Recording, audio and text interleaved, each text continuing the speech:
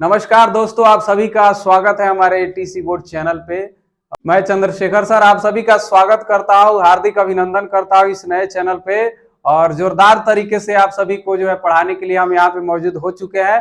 और आज की इस वीडियो में हम लोग चर्चा करने वाले हैं 2025 के मॉडल पेपर यानी सब्जेक्ट साइंस रहेगा, ऑब्जेक्टिव और सब्जेक्टिव। तो आइए जो है शुरू करते हैं और आप लोग से उम्मीद करते हैं कि आप लोग चैनल को सब्सक्राइब कर लीजिएगा और वीडियो को लाइक करिएगा, अपना प्यार सपोर्ट जरूर बनाइएगा। तो आइए शुरू करते हैं। देखिए, ये जो है ऑफिशियल मॉडल पेपर है बिहार बोर्ड का। एक सेट अभी जारी कर दिया गया है। एनुअल यानी वार्षिक जो है माध्यमिक स्कूल परीक्षा 2025 साइंस सब्जेक्ट है यानी विज्ञान है। इसमें सवाल जो रहेगा 80 ऑब्जेक्टिव सवाल रहेगा और उसके साथ ही 24 सवाल जो रहेगा लघु उत्तरीय रहेगा और उसके साथ जो है 6 दीर्घ उत्तरीय सवाल रहेगा। कुल मिलाकर के 110 प्रश्न रहेगा और सवाल कितना हल करना है तो 50%, यानी आधा सवाल हल करना है इसमें। ठीक है, कोई भी सब्जेक्ट का जब हम लोग या कोई भी एग्जाम देने जाते हैं तो सबसे पहले क्वेश्चन पेपर पर जो है उसका इंस्ट्रक्शन लिखा रहता है। इंस्ट्रक्शन को अच्छे ढंग से जो है 5 मिनट समय देकर पढ़ लेना चाहिए कि क्या क्या जो है उसमें अनिवार्य है, क्या जो है अनिवार्य नहीं है। ठीक है, जब उतना पढ़ लेते हैं तो आपको समझ में आ जाएगा कि एग्जाम का पेपर लिखना कैसे है। तो इतना समझ में आ गया कि 80 जो है ऑब्जेक्टिव क्वेश्चन है। ठीक है, ऑब्जेक्टिव जो है 80 क्वेश्चन है, लेकिन इसमें से जो है 40 क्वेश्चन ही लिखना है। ठीक है, 40 क्वेश्चन ही बनाना है। आप एक से लेकर के 80 तक में जो है कहीं से भी 40 क्वेश्चन बना सकते हैं। लेकिन अगर किसी ने मान लो कि 1 से 40 तक में ही लगातार अगर 40 तक बना दिया तो अगले 41 नंबर सवाल से आपका जो उधर नहीं चेक किया जाएगा, यानी 1 से 40 तक ही चेक होगा। उसमें आपका जितना सही हो चाहे गलत हो उससे कोई मतलब नहीं है। लेकिन मान लीजिए कि आपको एक आया तो बना लिए, 2 नहीं आया छोड़ दिए, 3 बनाए, 4 बनाए, उधर 41 बना लिए, 50 नंबर बना लिए। ऐसे करके अगर आप जो है 40 सवाल पूरा कर रहे हैं, ठीक है, तो आपका जो है चेक होगा जितना बनाए होंगे उतना। इससे बेनिफिट क्या है कि 80 सवाल में जो है आपको जो जो सवाल आता है उसी को टच करना है, बाकी को टच नहीं करना है। ठीक है, अच्छे ढंग से पहले चारों ऑप्शन पढ़ना है और चारों ऑप्शन में जो सही रहेगा उसको ओएमआर सीट में जो है रंगना है जाकर के। इस टाइप से रहेगा। सवाल नंबर बगल में रहेगा, ऑप्शन रहेगा ए बी सी और डी। देखिए जल्दी जल्दी में होता क्या है कि गलती भी हो जाता है। तो इसमें जो है ना बहुत लोग रंगने में गलती कर देता है। मान लिया आप जो है आंसर तो सही आप जो है देख लिए, टिक कर लिए, एक का ए है, आप जल्दी जल्दी में कोई बी रंग देगा, सी रंग देगा, तो ये सब गलत तरीका है। अगर एक का ए सही है तो हम कंप्लीटली जो है एक ओएमआर सीट रंगने वाला अलग पेन आता है, मोटा चलता है, उसको 2-3 बार जो है घुमाएंगे तो वह पूरा के पूरा जो है रंग आ जाता है। ठीक है, और कोशिश करिएगा कि बाहर ज्यादा नहीं जाए, थोड़ा बहुत जाता है तो उससे कोई दिक्कत नहीं है, डरने वाली बात नहीं है। कोई जो है आपका सही तरीका है पूरा पूरा रंग दीजिएगा। ठीक है, थोड़ा सा बाहर भी जाता है तो कोई दिक्कत नहीं है। लेकिन अगर आप मान लीजिए कि इसको ऐसे रंग दिए, इतना छोड़ दिए तो ये नहीं माना जाएगा, ये गलती होगा। अगर इतना भी अगर रंग देते हैं, इतना छोड़ देते हैं, तब भी जो है नहीं माना जाएगा, गलत तरीका है। आपका सही तरीका जो है फर्स्ट वाला है। ठीक है ना, तो ये सब जो है चीज जानना जरूरी है। अब हम लोग देखते हैं क्वेश्चन जो है, सबसे पहले ऑब्जेक्टिव जो है देखते हैं कि 80 क्वेश्चन है, उसका सॉल्यूशन देख लिया जाए, आंसर क्या होगा।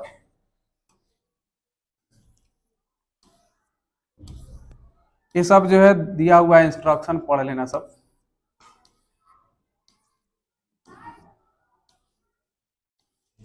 जब भी यहां पर देखिए खंड ए यानी सेक्शन ए में जो है ऑब्जेक्टिव रहेगा, सेक्शन बी में सब्जेक्टिव रहेगा।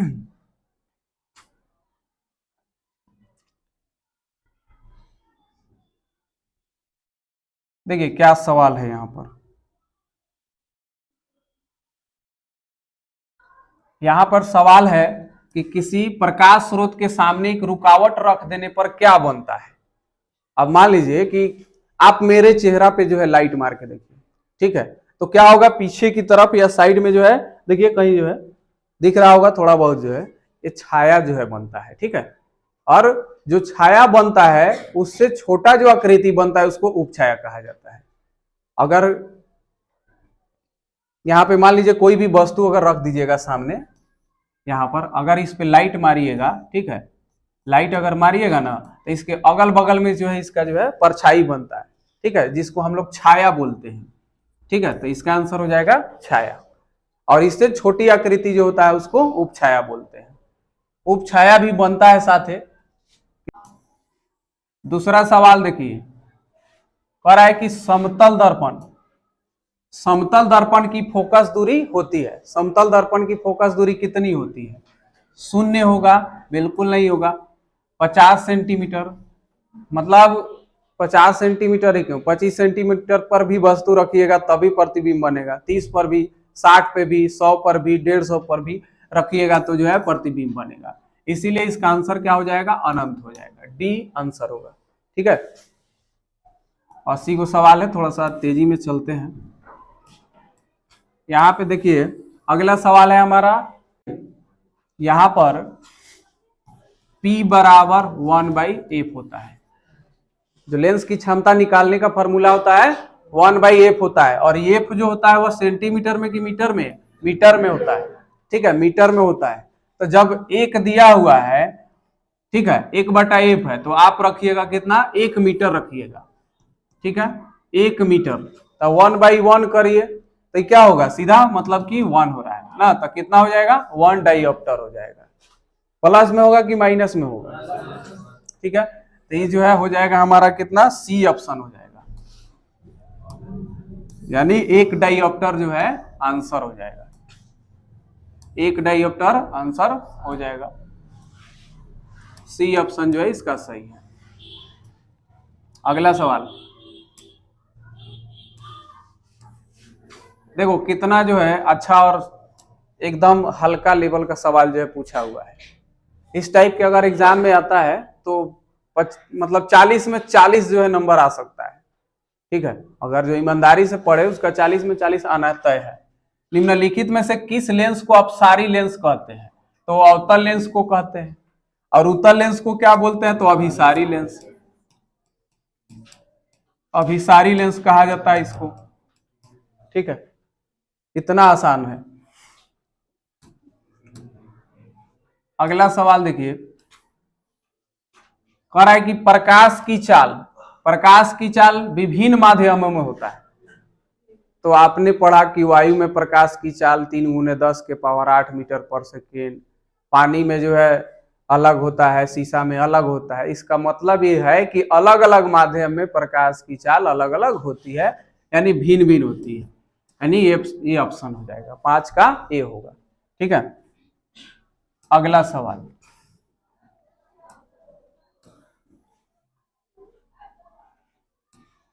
छठा में है कि किसी लेंस द्वारा उत्पन्न आवर्धन का ए सही मात्रक। देखो आवर्धन का कोई जो है मात्रक नहीं होता है, वह मात्रक विहीन होता है, ठीक है। तो यहां पर दिया है मिलीमीटर, मीटर, सेंटीमीटर, बिल्कुल नहीं होगा, डी आंसर हो जाएगा, मात्रक विहीन हो जाएगा, ठीक है। अब थोड़ा समय कम लगे इसीलिए जो है हम आंसर पहले ही जो है थोड़ा इसको डार्क कर दिए हैं। देखिए कह रहा है निम्नलिखित में से किसका अपवर्तनांक सबसे अधिक होता है? तो इसका आंसर जानने के लिए आपको जानना पड़ेगा कि अपवर्तनांक जिसका अधिक होगा उसका जो है ना, उसमें जो है प्रकाश की चाल कम होगा, प्रकाश की चाल कम होगा।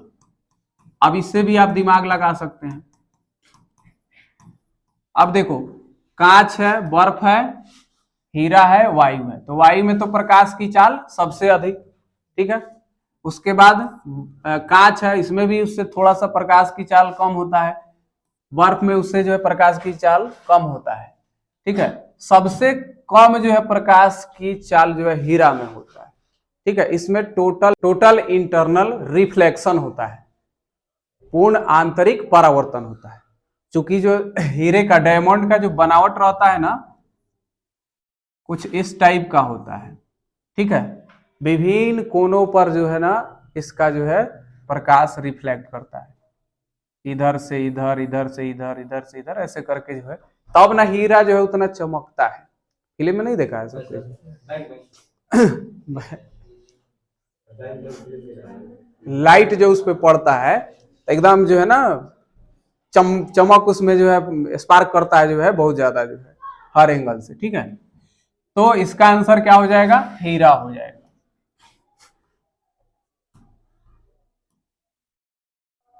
उसके बाद है एक अभिसारी लेंस बनाता है। एक अभिसारी लेंस जो है, अभिसारी लेंस यानी कहने का मतलब हुआ उत्तल लेंस। एक चीज आप दिमाग में रखिएगा कि बहुत सारी चीजें दर्पण और लेंस में जो है उल्टा होता है। जो चीजें अवतल दर्पण में है वही उत्तल लेंस में है, और जो उत्तल दर्पण में है वही अवतल लेंस में है, ठीक है। तो अवतल दर्पण में प्रतिबिंब काल्पनिक भी बनता है और वास्तविक भी बनता है। तो ठीक वैसे ही समझ लीजिए कि उत्तल लेंस में जो है प्रतिबिंब आभासी भी बनता है और वास्तविक भी बनता है। तो इसका आंसर होगा कभी आभासी तो कभी वास्तविक प्रतिबिंब हो जाएगा, 8 का सी हो जाएगा, ठीक है। चलो अगला देखो, अभी 8 पर पहुंचे जो है, इस पर 0 क्वेश्चन है अभी इस पर, यानी 80 क्वेश्चन। आकाश का नीला रंग होना किस परिघटना का परिणाम है? अपवर्तन है, परावर्तन है, प्रकीर्णन है, इनमें से कोई कौन होगा इसमें? प्रकीर्णन होगा, ठीक है, बी ऑप्शन हो जाएगा। अगला सवाल, प्रकाश का प्राथमिक बॉन्ड। एक चीज देखिए, प्राथमिक का मतलब क्या हुआ कि उसको उसके साथ कुछ मिलाकर के दूसरा रंग बनाया जा सके, वह किसी से मिलकर बना नहीं। अब यहां पर देखिए कि लाल है, हरा है और नीला है। कभी आप जो है लाल और हरा रंग का मिश्रण करके देखा है आपने? जो है लाल और हरा मिलाइएगा तब काला बन जाता है, ठीक है।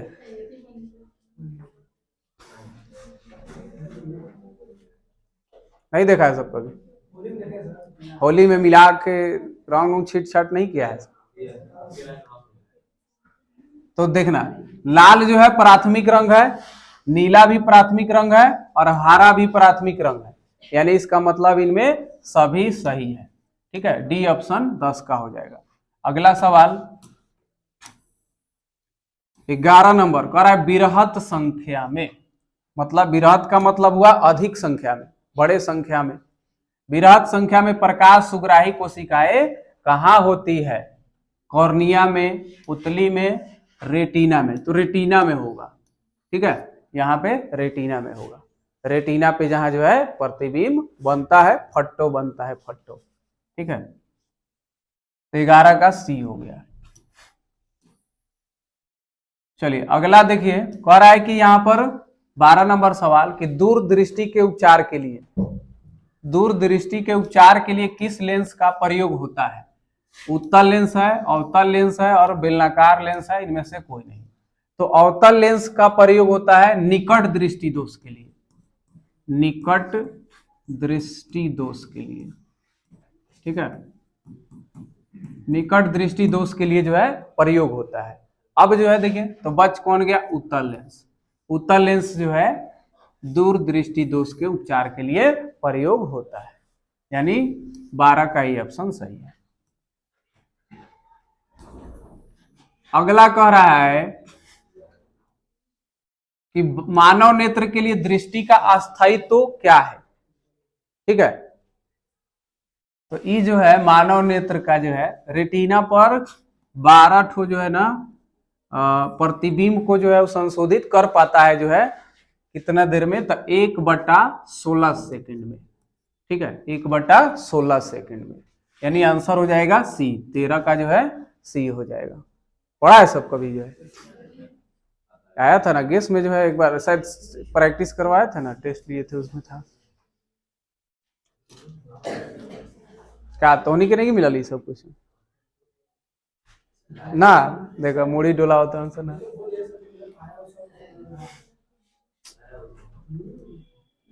कह रहा है कि निम्नलिखित में कौन सा मात्रक वाट के बराबर है? ये सब याद रखना पड़ेगा, नहीं तो ये तुम्हारा वाट लगा देगा, ठीक है। कौन सा मात्रक जो है वाट के बराबर होता है? तो जूल पर सेकेंड होता है। वाट किसका मात्रक है?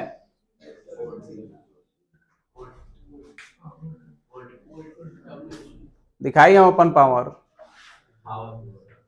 है, पावर दिखाए हम अपना। हाँ, पावर का यानी शक्ति का जो है एसआई मात्रक है।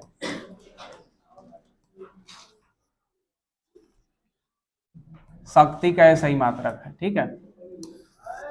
अगला देखिए, कह रहा है कि किलोवाट घंटा, 1 किलोवाट घंटा यानी 1 kWh किसके बराबर होता है? 100 यूनिट नहीं होगा, 10 यूनिट नहीं होगा, 1 यूनिट के बराबर होता है। ये नहीं पढ़ाया गया है? अच्छा, इसको और कुछ बोला जाता है 1 यूनिट को?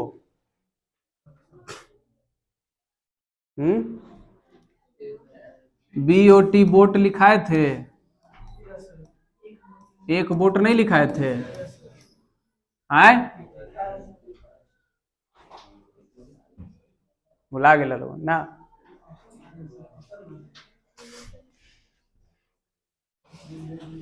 एक किलोवाट घंटा, ठीक है, 1 यूनिट के बराबर। और बिजली विभाग वाला 1 बोट भी लिखता है।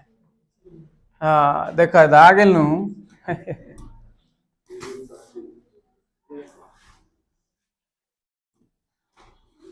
विद्युत शक्ति का एसआई मात्रक, वाट लगाने आ गया है?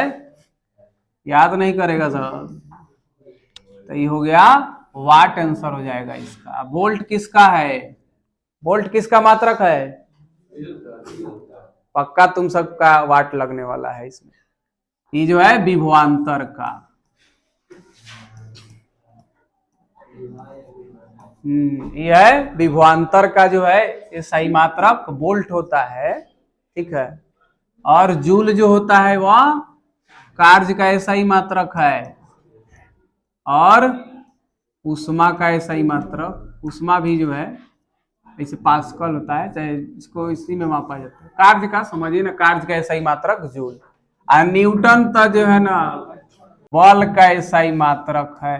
किलोवाट जो है किसके बराबर है, ठीक है। तो ई जो होता है 3.6 गुने 10 के। कौन खबर खबर बजा रहा है? साफा बेहुदा है सबका रे। हट। 1 किलोवाट जो है घंटा किसके बराबर है? तो 3.6 गुने 10 के पावर 6 जूल के बराबर है। सी ऑप्शन हो जाएगा।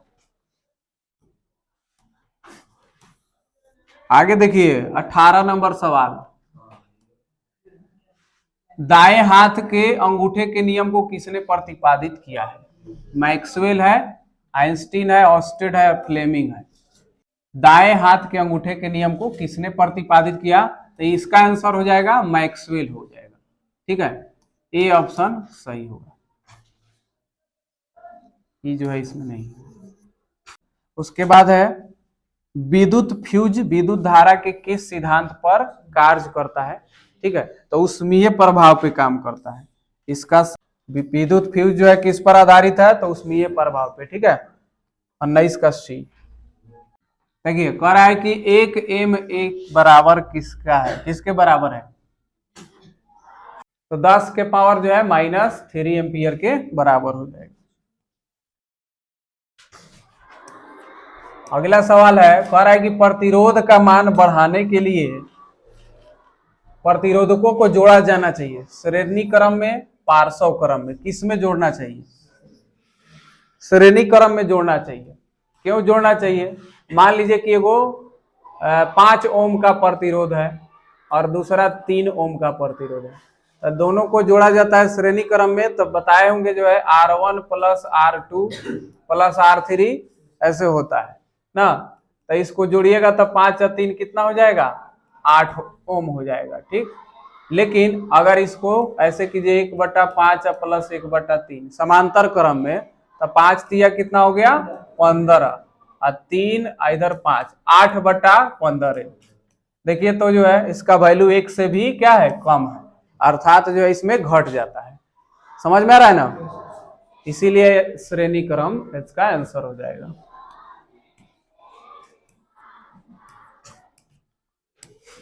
बाईस नंबर कह रहा है कि इलेक्ट्रिक हीटर इलेक्ट्रिक हीटर की कुंडली बनाने में किस पदार्थ का प्रयोग किया जाता है। देखो इसमें क्या क्या दिया है, लोहा, चांदी, तांबा, नाइक्रोम। देखिए लोहा का नहीं बनेगा, चांदी का नहीं बनेगा, तांबा का नहीं बनेगा। कुंडली बनाने में, कुंडली समझ रहा है सब, जिसमें करंट जो प्रवाहित होता है, जो लाल रंग का दिखता है ना, गर्म गर्म होकर के जो है कुंडली जो उसमें लगाया हुआ रहता है, ठीक है। हीटर में नहीं देखा है सब कुंडली, तार जो लपटा हुआ रहता है इस टाइप से, तो उसको नाइक्रोम का तार है वह, ठीक है। वह जो है नाइक्रोम का जो है तार होता है, यानी सी ऑप्शन हो जाएगा। नाइक्रोम एक प्रकार का क्या है, मिश्र धातु है, ठीक है। इसका गलनांक उच्च होता है, जिसके चलते वह गलता। तो देखिए 23 नंबर सवाल पे आ जाते हैं। 23 नंबर क्वेश्चन कह रहा है कि निम्नलिखित में से कौन जो है ग्लोबल वार्मिंग के लिए उत्तरदायी है। ग्लोबल वार्मिंग के लिए उत्तरदायी कौन है, NH3 बिल्कुल नहीं, O2 नहीं, और N2 भी नहीं। तो यहाँ पर आंसर हो जाएगा CO2, कार्बन डाइऑक्साइड, ठीक है। डी ऑप्शन आंसर सही होगा। अगला सवाल देखिए 24 नंबर, इनमें से कौन जीवाश्म ईंधन है। जीवाश्म, जो जीवों के अवशेष से बना हो उसको जीवाश्म ईंधन कहते हैं। पेट्रोलियम बना है, प्राकृतिक गैस भी है, और कोयला भी है, यानी कुल मिला के तीनों ऑप्शन सही है, उपयुक्त सभी, डी ऑप्शन सही होगा। अगला सवाल है, सूर्य तथा अन्य तारों द्वारा उत्सर्जित विशाल ऊर्जा का स्रोत क्या है। तो सूर्य या जो भी तारे हैं जिनके पास अपना जो है प्रकाश है, उससे ऊष्मा उत्पन्न होता है, और यह ऊष्मा जो होता है ना नाभिकीय संलयन के कारण होता है, ठीक है। यहां पर जो है नाभिकीय संलयन के कारण जो है ऊर्जा का ये बड़ा स्रोत है, बी ऑप्शन सही होगा। एक और सवाल जो पूछता है ना, परमाणु ऊर्जा जो है वो किसके कारण जो है, परमाणविक ऊर्जा या परमाणु से ऊर्जा जो है, तो वहां पर जो है नाभिकीय विखंडन कराया जाता है, ठीक है। तो वहां पर जो है आंसर जो है नाभिकीय विखंडन होता है। लेकिन यहाँ पर जो है सूर्य जो है ऊर्जा का बड़ा स्रोत है, तो हाइड्रोजन हाइड्रोजन मिलता है, हीलियम हो जाता है, दो अणु जो है, दो परमाणु मिल जाता है, तो ठीक है, यहाँ पर नाभिकीय संलयन होगा। अगला सवाल 26 नंबर, टिहरी बांध कहां पे है। टिहरी बांध, टिहरी बांध सबसे पहले देख लीजिए कि टिहरी बांध जो है वह कहां पे है, तो उत्तराखंड में, उत्तराखंड। अब बताओ सब, उत्तराखंड की राजधानी कहां पे है, तो देहरादून। ठीक है जाइए। उत्तराखंड की जो है राजधानी कहां पे है, तो देहरादून, ठीक है। उत्तराखंड जो है की राजधानी देहरादून। और ये जो है भूमि सिंचाई के उद्देश्य से, बिजली उत्पादन के उद्देश्य से, और जल आपूर्ति के उद्देश्य से ये बांध जो है बनाया गया है, यानी डी ऑप्शन इसमें सही हो जाएगा, ठीक है।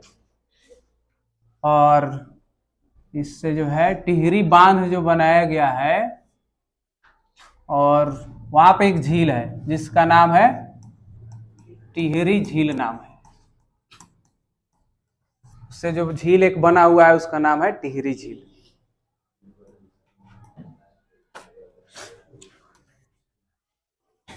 अगला 27 नंबर सवाल देखिए, कह रहा है कि खिलौने में किस सेल का उपयोग होता है। रिमोट वाला कार चलाया है सब है, उसमें किस, या टॉर्च में, सब में जो है ड्राई सेल का प्रयोग किया जाता है, ठीक है। ड्राई सेल जिसको बोलते हैं सूखा सेल, या इसी को बोला जाता है शुष्क सेल, ठीक है, शुष्क सेल बोलते हैं। हाँ, घड़ी में भी जो है शुष्क सेल का ही प्रयोग किया जाता है, तो इसका 27 का सी हो जाएगा। अब बताइए, मान लो कि सौर सेल का प्रयोग करना होगा, तो खाली घामा में जो है गाड़ी चलाना पड़ेगा, धूप में, धूप रहेगा तब ना सौर सेल जो है चार्ज होगा, है? अच्छा, घड़ी पहन लिया सौर सेल वाला, तो ऊपर जो है सोलर प्लेट लगवाना पड़ेगा, धूप में जाके इसे कीजिएगा तो जो है चार्ज होगा, तब जो है चल पाएगा घड़ी जो है ना। तो धूप में जो है सौर सेल चार्ज करने के चक्कर में जो है खुदे करिया हो जाएगा जो है ना। आगे देखो, कह रहा है जल में वैद्युत अपघटन होता है। जल में जब वैद्युत अपघटन होता है तब कैथोड पर कौन मिलता है, कौन सी गैस? ओजोन है, ऑक्सीजन है, हाइड्रोजन है, इनमें से कोई नहीं। तो कैथोड पर मिलता है हाइड्रोजन गैस, ठीक है। हाँ, एनोड पर कौन चला जाएगा, ऑक्सीजन चला जाएगा। तो 28 का सी हो जाएगा। 29 नंबर, अब जो है यहां से सवाल जो है आपका केमिस्ट्री का है। वहां तक जो है 28 नंबर सवाल तक फिजिक्स का था, ठीक है। नीचे दी गई अभिक्रिया के संबंध में कौन सा कथन सत्य है? देखिए, चुनानुबंध भेल बड़ा, जिंक ऑक्साइड प्लस कार्बन, और यहां दे रहा है जिंक प्लस कार्बन मोनोऑक्साइड। अब देखिए, यहां से जिंक ऑक्साइड से ऑक्सीजन का क्या हो रहा है, ह्रास हो रहा है, ठीक है। ऑक्सीजन का ह्रास हो रहा है और कार्बन के साथ ऑक्सीजन जुड़ रहा है, तो ऑक्सीजन का योग भी हो रहा है, ठीक है। तो यहां पर अब सब पहले ऑप्शन पढ़िए, कह रहा है जिंक ऑक्साइड उपचयित हो रहा है। तो जिंक ऑक्साइड उपचयित नहीं हो रहा है, अपचयित हो रहा है, इसीलिए क्या हो जाएगा, ऑप्शन ही गलती है। कार्बन जो है अपचयित हो रहा है, नहीं, कार्बन के साथ तो ऑक्सीजन जुड़ रहा है, तो ये तो उपचयित होगा, तो ये भी गलत है। ये कह रहा है कि कार्बन मोनोऑक्साइड उपचयित हो रहा है, तो कार्बन मोनोऑक्साइड उपचयित नहीं हो रहा है, ठीक है। कह रहा है कि कार्बन उपचयित हो रहा है, कार्बन उपचयित हो रहा है, बिल्कुल सही कह रहा है, क्योंकि कार्बन के साथ यहाँ पर क्या हो रहा है, ऑक्सीजन का योग हो रहा है। हम लोग पढ़े हुए हैं कि ऑक्सीजन का योग जिसके साथ होगा उसका जो है उपचयन होगा, ठीक है, और जिससे ऑक्सीजन हटेगा, ह्रास होगा, उसका अपचयन होगा, ठीक है। तो यहाँ पर कार्बन के साथ जो ऑक्सीजन जुड़ रहा है, इसीलिए जो है क्या हो जाएगा, कार्बन उपचयित हो रहा है। क्लियर, सी ऑप्शन जो है बिल्कुल सही होगा। तथ्य के साथ जो है ना क्वेश्चन बनाना है, खाली आंसर रटना नहीं। अब यहां देखिए क्या कर रहा है, 30 नंबर में, जस्ता तथा तनु हाइड्रोक्लोरिक अम्ल की अभिक्रिया के फलस्वरूप निम्न में कौन सा गैस बनता है? जस्ता यानी जिंक और तनु हाइड्रोक्लोरिक अम्ल का क्रिया कराइएगा तो ये बनेगा ZnCl2, ठीक है। प्लस हाइड्रोजन का जो है यहाँ पे फ्री करता है हाइड्रोजन को, हाइड्रोजन गैस बनता है, यानी बी ऑप्शन बिल्कुल सही हो जाएगा, ठीक है। आगे देखिए, अगला जो है 31 नंबर सवाल,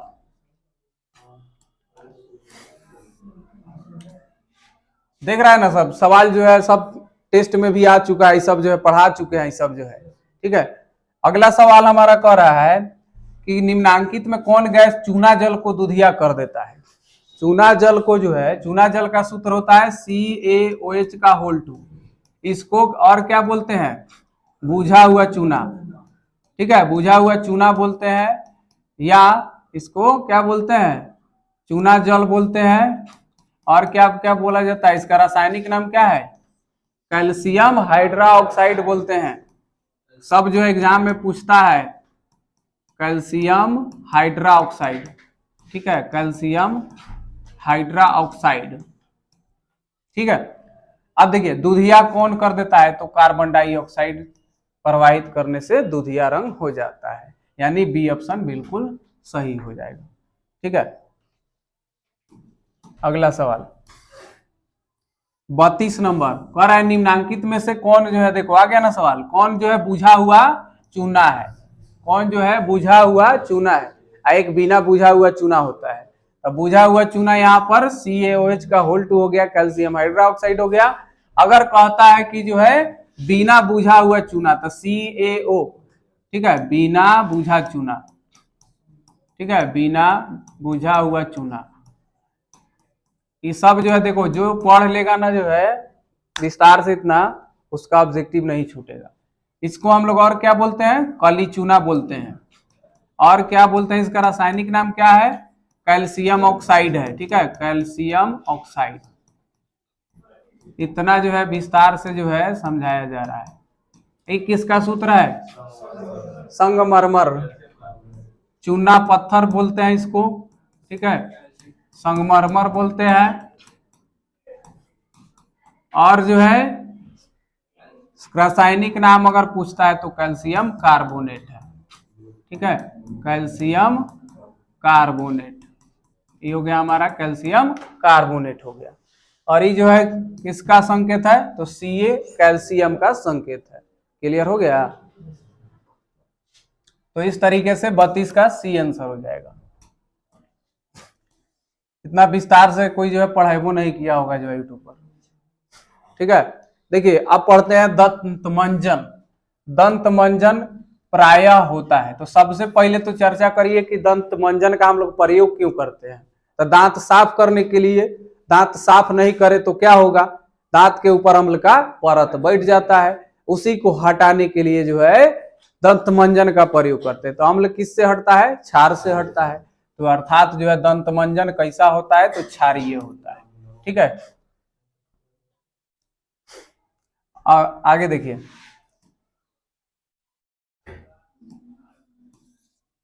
नींबू में कौन सा अम्ल पाया जाता है, तो सिट्रिक अम्ल जो है पाया जाता है। नींबू में जो है सिट्रिक अम्ल पाया जाता है। अब यहाँ पे दे रहा है लैक्टिक अम्ल जो है पाया जाता है दूध में, दही में जो है, या खट्टा दूध में जो है पाया जाता है। ठीक है, फॉर्मिक अम्ल है चींटी, चींटी या मधुमक्खी के डंक में, देख रहा है सब, मधुमक्खी के डंक में, देख रहा है विनोद कैसे जो है छपा है। एसिटिक अम्ल जो है किस में पाया जाता है, तो सिरका में जो है, सिरका एक तरह के क्या है, तो पेय पदार्थ है, परिरक्षक के रूप में इस्तेमाल किया जाता है। मिल्क ऑफ मैग्नेशिया, ये जो है Mg, इसका सूत्र समझो, पूरा मत अभी ना तो पर कट जाए। अभी देखो ना सवाल जो है MgOH का होल 2, इसको बोलते हैं हम लोग मिल्क ऑफ मैग्नेशिया। किसी को सूत्र याद नहीं होगा, याद था किसी को, जो है ईमानदारी से बोलना सब जो है, मिल्क ऑफ मैग्नेशिया MgOH का होल 2। ये जो होता है कैसा, क्षारकीय अम्ल, क्षारीय होता है। ठीक है, इसलिए इसका पीएच वैल्यू जो होगा वह 7 के ऊपर ही होगा। अर्थात देख लिया जाए, एक 8 है तो होगा ही नहीं, सब अम्ल का जो है पीएच वैल्यू है, यानी 10.5 होता है। ठीक है, इसका जो हो जाएगा 10.5 है, 10.5 हो जाएगा जो है। अगला देखिए, आगे देखिए जस्ता का अयस्क। अब यहां देखिए हम लोग ऑप्शन क्लियर करते चलेंगे। एल्युमिनियम का अयस्क बॉक्साइड है, एल्यूमिनियम को प्राप्त किया जाता है बॉक्साइट से। ठीक है, सीने बार, ये किसका है, पारा का। ठीक है ना, पारा का Hg, इसका सूत्र क्या होता है, HgS, इसी को भाखरा सिंदूर बोलते हैं। ठीक है, भाखरा सिंदूर का ही सूत्र है। एक चुटकी सिंदूर की कीमत तुम क्या जानोगे रमेश बाबू, देखा सर, पुराने फिल्म का जो है डायलॉग है। सोडियम क्लोराइड जो हमारा साधारण नमक है, साधारण नमक है। ठीक है, सूत्र हो जाएगा NaCl। बात समझ में आ रहा है ना। जिंक ब्लेंड ZnS, ठीक है, जिंक ब्लेंड का सूत्र है, यहाँ पर ये जो है हो जाएगा। जस्ता का अयस्क कौन है, तो जिंक ब्लेंड है। अर्थात जिंक ब्लेंड से जो है किसको प्राप्त किया जाता है, जस्ता को, यानी जिंक को प्राप्त किया जाता है। चारों ऑप्शन क्लियर। चलो देखो आगे, बाद में वीडियो देख के जो है नोट कर लेना सब। आप देखो अम्लराज, अम्लों का जो है राजा है। कैसे औरत को जो है लोग पहले सोनार सब जो है मूर्ख बनाता था, सब सोना चांदी के जो है ऊपरी परत झाड़ लेता था अम्ल में डाल करके, गहना को जो है चमकाने के नाम पर ना। तो कह रहा है कि अम्लराज में जो है वह धातु जो सिर्फ अम्लराज में घुलता है, कौन है इसमें, तो फेरस है। ऐसा नहीं है, कॉपर एल्युमिनियम ये सब नहीं होगा। कौन है, तो वह जो है औरम है, यानी गोल्ड का जो है, यानी सोना का, सोना का जो है ये संकेत है औरम। ठीक है, सोना प्लेटिनम गलाने के लिए अम्लराज का प्रयोग किया जाता है, जिसमें क्या रहता है अम्लराज में जो है HCl और HNO3 रहता है। ठीक है, कितना अनुपात में रहता है? 3:1 में रहता है। ये सब जो है सवाल याद रखिए लोग। आगे देखो 38 नंबर, देखो कह रहा है निम्न में कौन आयनिक यौगिक नहीं है। आयनिक यौगिक का मतलब ये हुआ कि उदासीन होके कौन नहीं बना है। तो देखते हैं, कैल्शियम पर 2 प्लस, एगो माइनस क्लोरीन पर होता है, तो यहाँ 2 परमाणु है, 2 माइनस, ये भी आयनिक यौगिक है। ठीक है, KCl इस पर प्लस हो गया माइनस हो गया, ये भी आयनिक यौगिक है। C पर जो है 4 गो जो है माइनस और यहाँ प्लस, कार्बन पर 4 प्लस माइनस दोनों होता है, 4 प्लस यहाँ लिया जाता है। और ऑक्सीजन पर 2 माइनस है, 2 परमाणु है, तो कितना -4 हो गया। तो अर्थात जो है ये भी क्या है आयनिक यौगिक है, लेकिन यहाँ पे पूछ रहा है आयनिक यौगिक नहीं है, अर्थात हमारा डी ऑप्शन हो गया। ठीक है, HCl हाइड्रोजन साइनाइड। ठीक है, इसका नाम होता है हाइड्रोजन साइनाइड या हाइड्रोसाइनाइड, हाइड्रोसाइनाइड या हाइड्रोजन साइनाइड। ठीक है, हाइड्रोजन साइनाइड हो गया। देखो आगे 38 सवाल हो गया। 39 नंबर, हाँ हीलियम गैस समझ लिया जाए। यहां पर दिया है हीलियम गैस, तो ग्रुप 18 में जब देखेंगे हम लोग, ठीक है, या 0 ग्रुप भी इसको बोलते हैं, तो इसमें जितने भी तत्व आते हैं सारे के सारे अक्रिय गैस है, जैसे कि हीलियम, नियॉन, आर्गन, क्रिप्टॉन और जेनॉन। ठीक है, रेडॉन, जेनॉन और रेडॉन भी होता है, ये सब क्या है अक्रिय गैस है। ठीक है, यानी बी ऑप्शन सही हो जाएगा, अर्थात हीलियम गैस कैसा है तो अक्रिय है। तो कुल मिला के 39 सवाल हो गया, इसका जो है बी ऑप्शन होगा। अगला सवाल 40 नंबर, आप सोच रहा होगा सब कि इतना कैसे याद रखते हैं, तो इसके पीछे प्रैक्टिस है। कह रहा है कि सबसे कठोर प्राकृतिक पदार्थ क्या है? लोहा है, सोना है, चांदी है? बिल्कुल नहीं है, कौन है? हीरा है।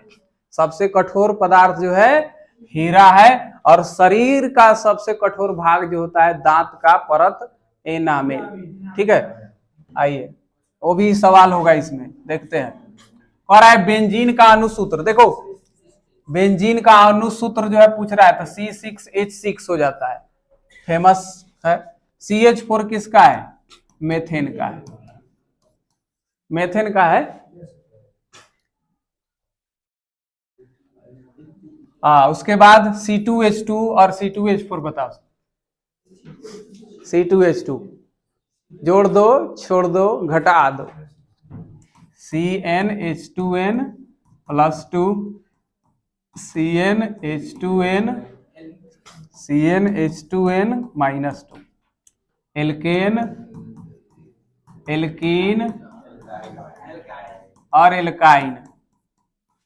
ठीक है, इसमें देखो, इसमें जितना कार्बन होगा उतना ही हाइड्रोजन होगा, आगे दुगुना होगा। यहां पर दिख नहीं रहा है, N के दुगुना ना है, CnH2n, जितना कार्बन होगा उससे दुगुना हाइड्रोजन होगा।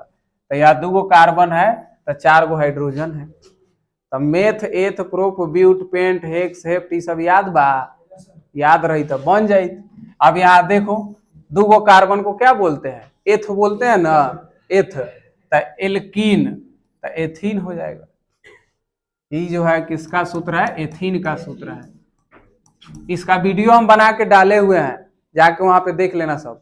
समवायता 2 वीडियो शायद जो है वहां पे डाले हुए हैं, विस्तार से है। वहाँ पुराने वाले जो चैनल है आदर्श टीचिंग सेंटर, उस पे जो है। हाँ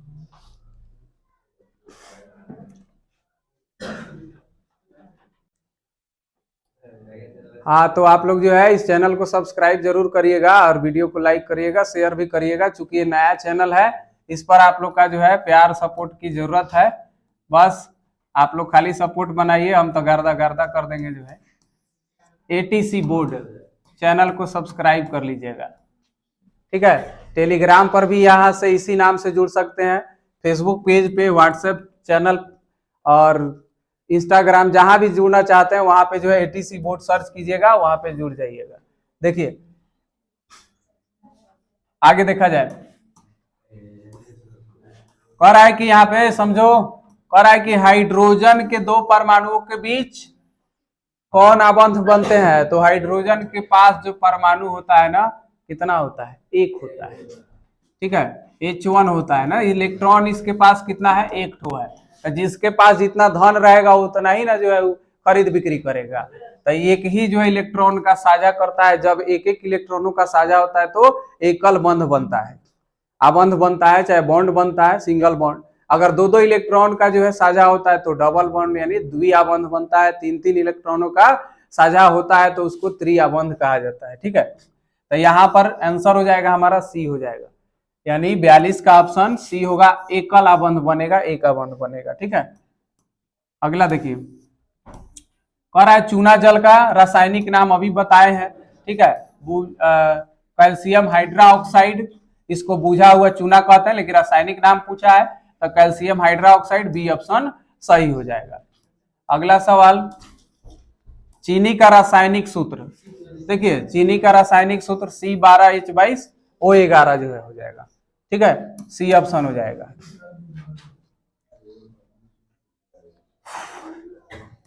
अगला सवाल, कह रहा है निम्नलिखित में कौन सा कार्बनिक यौगिक सबसे अधिक अभिक्रियाशील है।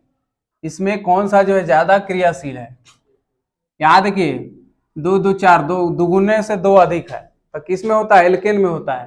तो ये हो गया एथेन हो गया, एथेन हो गया, और यहाँ पे ही मेथेन हो गया। और ये किसका सूत्र है, दुगुने, अभी बताए थे एथीन है। ठीक है, C3 3 दूना 6 2 8, ये जो है प्रोपेन है। तो इसमें सबसे ज्यादा क्रियाशील कौन हो जाएगा, C2H4 हो जाएगा। डी ऑप्शन सही है 45 का। अगला सवाल, कह रहा है मेंडलीफ ने अपनी आवर्त सारणी तैयार करने के लिए कौन सा मापदंड अपनाया था। तो ये परमाणु द्रव्यमान के आधार पर जो है सजाया था। ठीक है, यानी 46 का बी ऑप्शन सही होगा। अगला सवाल 47 में कह रहा है कि निम्न में जो है कौन क्षार धातु नहीं है। अब समझिए, क्षार धातु, धातु के ऑक्साइड कैसे होते हैं, अम्लीय होते हैं। ठीक है, धातु के ऑक्साइड है, अज्ञा धातु के ऑक्साइड अम्लीय होते हैं। अधातु के ऑक्साइड, अधातु के ऑक्साइड अम्लीय होते हैं। ठीक है, असे अधातु, असे अम्लीय। धातु के जो है ऑक्साइड जो है क्षारीय होते हैं। ठीक है, तो यहाँ पर देखिए कौन क्षार धातु नहीं है। ठीक है, तो मैग्नीशियम है एक ठो सोडियम है, रुबिडियम है और लिथियम है। कौन होगा, रुबिडियम भी जो है क्षारीय मेटल है, लिथियम भी है और सोडियम भी है, मैग्नीशियम नहीं है। कुछ आता है अब बाद में। ठीक है, हाँ, तो मैग्नीशियम क्षारीय धातु नहीं है, यानी 47 का हो जाएगा, ए ऑप्शन हो जाएगा। अगला देखिए 48 नंबर, कह रहा है निम्नलिखित में कौन जो है हाइड्रोजन समूह का सदस्य है। तो जो 17 ग्रुप है ना, 17 ग्रुप, क्लोरीन, ठीक है, क्लोरीन, ब्रोमीन, आयोडीन, ये सब जो है क्या है, 17 ग्रुप में है, जो कि हाइड्रोजन समूह का है, जो साल्ट जेनरेटर होता है, लवण उत्पादक जिसको बोलते हैं। तो इसमें हमारा ब्रोमीन आंसर हो जाएगा, 48 का सी हो जाएगा। ठीक है, पीरियोडिक टेबल भी आप लोग को अध्ययन करना चाहिए, पढ़ना चाहिए। कह रहा है कि जिंक की परमाणु संख्या कितना होता है, 30 होता है। ठीक है, जिंक का परमाणु संख्या कितना, 30। अगला कह रहा है निम्नलिखित में कौन जो है विद्युत ऋणात्मक होते हैं। तो विद्युत ऋणात्मक कौन होंगे, ऋणात्मक, कर्ज लेने वाले ऋणात्मक, ठीक है, और देने वाले धनात्मक। तो धातु जो होते हैं, धातु अविद्युत धनात्मक होते हैं। ठीक है, और अधातु विद्युत ऋणात्मक। तो विद्युत ऋणात्मक यानी 50 का ए हो जाएगा। अगला सवाल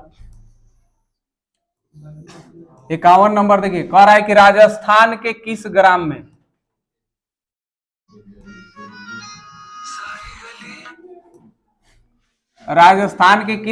में चिपको आंदोलन हुआ था और इस क्रम में महिलाओं ने जान अपनी दे दी थी। तो चिपको आंदोलन जो है किसके नेतृत्व में हुआ था? तो सुंदरलाल बहुगुणा के नेतृत्व में हुआ था। ठीक है, और यह कहां से शुरू हुआ था? उत्तराखंड से शुरू हुआ था ना, उत्तराखंड में जो है शुरू हुआ था। और ये जो है ना खेजरी के वृक्ष को बचाने के लिए, अब इसमें गांव का नाम खेजरी दिया हुआ है तो खेजरी ही होगा। ठीक है, किस ग्राम में चिपको आंदोलन जो है तब खेजरी, बी होगा। ठीक है, बी ऑप्शन हो जाएगा, 51 का बी हो जाएगा। सॉरी, यही उत्तराखंड खंड में भी हुआ था, लेकिन शुरू यहां से नहीं हुआ था, आगे यहीं से शुरू हुआ था, उत्तराखंड से, उत्तराखंड से ना शुरू हुआ था, राजस्थान में भी हुआ था शायद, नहीं उत्तराखंड से ही शुरू हुआ था, यहाँ राजस्थान में हुआ था। ये बात कर रहा है राजस्थान के किस ग्राम में, गांव में जो है, तो खेजरी के वृक्ष राजस्थान में मरुस्थल में ज्यादा पाया जाता है। अब गांव का नाम खेजरी दिया हुआ है, बी होगा 51 का बी। 52 नंबर देखिए, कह रहा है कि पर्यावरण संतुलन, देखो निम्नलिखित में किसके कारण पर्यावरण संतुलन जो है बिगड़ जाता है?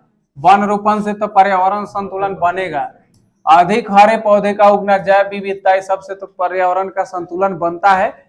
बढ़ती मानव जनसंख्या सबसे खतरनाक है।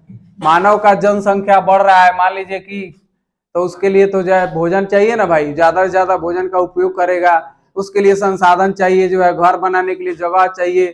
ठीक है, तमाम चीजें जो है तो पेड़ कटाई होगा, यही जो है बढ़ती मानव जनसंख्या जो है पर्यावरण संतुलन बिगाड़ रहा है। लेकिन तू ससुरे लोग संतुलन मत बिगड़िए लोग, पहला ही बताया था। हम दो हमारे दो। ठीक है, पर्यावरण को प्रदूषण से बचाने का सबसे अच्छा तरीका क्या है? अब वस्तु का पुनर्चालन, बिल्कुल सही बात है कि वस्तु को जो है रीयूज करना चाहिए, वस्तु का पुनर्उपयोग प्रयोग करना चाहिए, वस्तु के उपयोग में कमी, मतलब कम से कम जो है प्रयोग करना चाहिए। इनमें सभी सही है, 53 का जो है डी सही होगा। अगला सवाल 54 नंबर, कह रहा है कि सौर सेल में किसका उपयोग होता है? अभी कुछ देर पहले हम बताए हैं सिलिकॉन का जो है। सौर सेल जो होता है ना, सौर सेल मतलब सोलर सिस्टम में जो आता है ना, सोलर प्लेट होता है, उसमें सब में सिलिकॉन का जो है प्रयोग किया जाता है। ठीक है, 54 का सी होगा। 55 नंबर, कह रहा है निम्नांकित में मुख्यतः बायोगैस कौन है? C2 इधर है, CH4 है, मेथेन है। ठीक है, CH4 गोबर गैस देखा है सब, गोबर गैस बनाते हैं, गोबर में से जो है मेथेन गैस निकाला जाता है, या कीचड़ युक्त जो जगह रहता है, दलदली क्षेत्र, वहां से जो है मेथेन निकलता है, जिसको कहा जाता है कौन सा गैस? मार्स गैस भी कहा जाता है, इसका नाम है मार्स गैस भी नाम है। हाँ, तो इसका आंसर हो जाएगा 55 का जो है बी ऑप्शन हो जाएगा। अगला सवाल देखते हैं। मेहरारू का फोन आवा था, खाए ला तो नहीं कुछ भी आता देखा नहीं। मनुष्य के दांत की सबसे ऊपरी परत जो होता है ना, एनामेल होता है, सबसे कठोर भाग होता है। ठीक है, यानी 56 का सी ऑप्शन हो जाएगा। इतना ना क्वेश्चन है बा। देखिए, जठर ग्रंथियां पाई जाती है, कहाँ पाई जाती है? आमाशय में पाई जाती है, जिससे क्या होता है? जठर ग्रंथियों से जठर रस जो है स्रावित होता है, और इस जठर रस में क्या क्या रहता है? HCl रहता है। ठीक है, उसके बाद इसमें और क्या रहता है? श्लेष्मा रहता है, इसी को म्यूकस कहते हैं, और पेप्सिन, ये सब चीज याद रखना पड़ेगा। ठीक है ना, आगे देखो 58 नंबर सवाल, कह रहा है निम्नलिखित में कौन वसा के पाचन में सहायक होता है? तो वसा के पाचन में लाइपेज सहायक होता है। ठीक है, और वासा का जो है किसमें बदलता है, वासाम्ल में, वासाम्ल और ग्लिसरॉल में बदलता है, ग्लिसरॉल में जो है बदलता है। ठीक है, आगे देखो, पीत रंग का, पीत का जो है रंग पूछा है ना, पीत रस का, पीत जो है क्षारीय द्रव है। ठीक है, क्षारीय द्रव है और इसका रंग कैसा होता है, तो हरा होता है, बी ऑप्शन हो जाएगा 59 का बी। अगला सवाल देखिए 60 नंबर, पौधों में श्वसन होता है, पौधों में जो है श्वसन होता है तो ये पत्तियों में होता है, गैसों का आदान प्रदान पत्तियों से ही होता है, रंध्र पाया जाता है, पत्तियों में रंध्र पाया जाता है जिसके द्वारा एक क्रियाएं जो है होती है। ठीक है, अगला सवाल, हरे पौधे जो है रात्रि में जो है किस गैस का निष्कासन करते हैं, ऑक्सीजन का ही निष्कासन करते हैं। अगला सवाल 62 में कह रहा है कि किण्वन के फलस्वरूप, बोलबन बीच में तो तरंग उत्पन्न होकर थोड़ा सा डिस्टर्बिंग होकर, किण्वन के फलस्वरूप कितने एटीपी का निर्माण होता है, तो 2 एटीपी का जो है निर्माण होता है। 62 का ये सही रहेगा। अगला सवाल है 63 नंबर, कह रहा है कि समान डायस्टोलिक रक्तदाब जो होता है वह कितना होता है, तो सिस्टोलिक प्रेशर और डायस्टोलिक प्रेशर 120/80 जो है mmHg होता है ना। ऊपर जो हो गया हमारा जो है सिस्टोलिक प्रेशर, सिस्टोलिक प्रेशर, और नीचे वाला हो गया डायस्टोलिक प्रेशर। ठीक है, डायस्टोलिक प्रेशर। अच्छा, इसको क्या बोला जाता है, बीपी बोला जाता है, बोलता है ना लोग कि जो है थोड़ा बीपीया हमारे जांच के बताइए, तो जो है तो यहाँ पे जो हाथ में लगा दिया जाता है, एगो जो ऐसे पंप किया जाता है। ठीक है, एगो कनवा में लगा के जो है जांच किया जाता है। ठीक, तो ये 120/80 होता है, ये भी याद रखिएगा। तो सिस्टोलिक प्रेशर 120 होता है, डायस्टोलिक 100 सीधा 80 होता है, यानी ये ऑप्शन हो जाएगा 63 का, ये हो जाएगा। अगला सवाल देखो 64 नंबर है, पौधों में वाष्पोत्सर्जन किस अंग में होता है, ठीक है, तो पत्ती में होता है। अगला सवाल, अगला सवाल देखिए 65 में है, अस्थि क्या है, देखना लाने 5 मिनट तो और देख लेंगे। अस्थि क्या है, तो अस्थि जो है एक जो है ऊतक है, लेकिन किस प्रकार का ऊतक है, जीवित है कि मृत है, जीवित ऊतक है। ठीक है, जीवित ऊतक है। अगला सवाल, पादप में जो अपशिष्ट पदार्थ संचित रहता है तो जो है छाल में भी रहता है, कोशिकीय रिक्तिकाओं में भी, पत्तियों में, यानी डी ऑप्शन इनमें सभी सही है। ठीक है, 66 का हो जाएगा डी। अगला सवाल, यही प्रॉब्लम है, लड़का सब बर्दाश्त नहीं कर पाता है, आधा घंटा 1 घंटा ऑब्जेक्टिव में पढ़ाए में अगता गेला, आ 3 साढ़े 3 घंटा 4 घंटा कैसे बैठो है, एलन तब फलानवा पार्टनर बैठल बा तो मन नहीं खेलागा, और बगल में दोसर कोई कहीं के और बैठा रही है, कहीं और के बैठा रही, मास्टर साहब सामने रही, सवाल सामने रही, टुकुर टुकुर देखत रह। हाँ, तो मन में चली कि टुकुर टुकुर देखते हो क्या, क्वेश्चन तोहरा से कही कि टुकुर टुकुर देखते हो क्या, तो तोहर मन में कही कि क्वेश्चन तेरा, फिजिक्स तेरा, बायोलॉजी तेरा, केमिस्ट्री तेरा, क्वेश्चन तेरा ना। वृक्क के संरचनात्मक एवं क्रियात्मक इकाई को क्या कहते हैं, तो नेफ्रॉन कहते हैं। ठीक है, नेफ्रॉन कहते हैं। 67 का सी हो जाएगा। अगला सवाल है, पौधे के उत्सर्जी पदार्थ, पौधे के उत्सर्जी पदार्थ टैनिन होता है, गोंद होता है, रेजिन, और इनमें सभी हो जाएगा, डी ऑप्शन हो जाएगा, यानी 68 का हो गया डी। अगला सवाल, चलिए अगला सवाल देखिए 69 नंबर, तू खा कैल बड़ा हम भूखले वाली।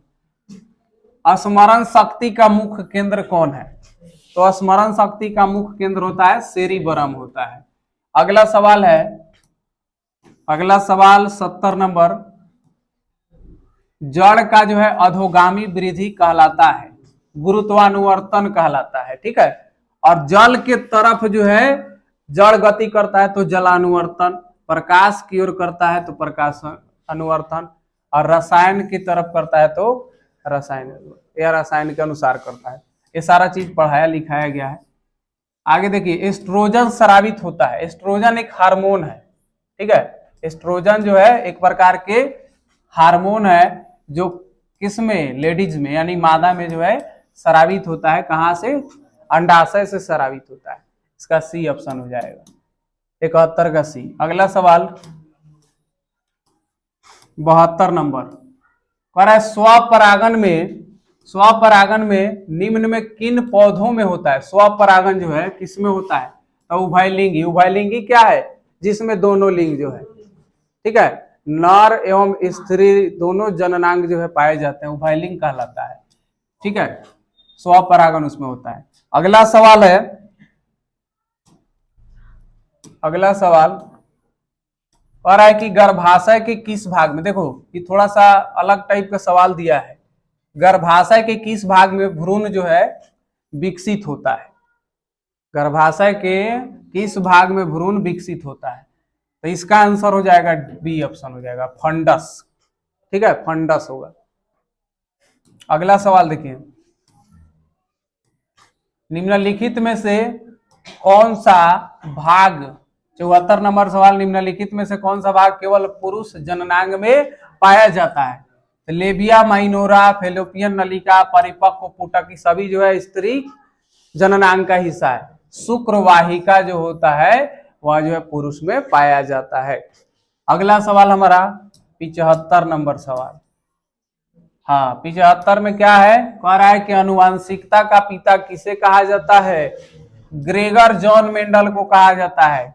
और इसने जो अपने प्रयोग के लिए सबसे पहले मटर के पौधा को जो है चुनाव किया था, मटर के पौधा को लिया था, ठीक है। अगला सवाल जो है 76 नंबर सवाल है, कह रहा है मेंडल जो है किस देश में जो है ईसाइयों के एक मठ के पादरी थे? तो ये ऑस्ट्रिया में थे। का पढ़ा है, सब दिया होगा उसके इंट्रोडक्शन में, देखना ऑस्ट्रिया का है। अगला सवाल 77, देखो हम तो कोशिश कर रहे हैं कि पूरा 100% सही हो, शायद ही कोई गलती होगा आंसर, फिर भी देख लेना सही एक बार, ठीक है। हमारे हिसाब से गलती कोई इसमें नहीं होगा। इनमें कौन वर्गीकरण के सबसे ऊपरी पायदान पर है? तो पहला पायदान पे है किंगडम यानी जगत, ठीक है। उसके बाद कह रहा है कि इसमें से जो है सूक्ष्म उपभोक्ता का उदाहरण है। तो सूक्ष्म उपभोक्ता में आता है जीवाणु और कवक आता है, ठीक है, जीवाणु और कवक। उपभोक्ता का मतलब खाने वाला। प्रथम उपभोक्ता किसको बोलते हैं? ना, प्रथम उपभोक्ता बोलते हैं शाकाहारी को, शाकाहारी। और द्वितीय जो होता है या दूसरा, ठीक है, द्वितीय उपभोक्ता जो होता है ना वह मांसाहारी होता है, ठीक है। तो ये सब भी याद रखना है, यानी डी ऑप्शन आंसर हो जाएगा इसका, 78 का डी। अगला सवाल 79 नंबर, मांसाहारी जीवों को कहा जाता है प्राथमिक उपभोक्ता। देखो आ रहा है सवाल, द्वितीयक उपभोक्ता, तृतीयक उपभोक्ता। तृतीयक में तो सर्वाहारी आएगा, यहाँ पे बी ऑप्शन हो जाएगा द्वितीयक उपभोक्ता, ठीक है।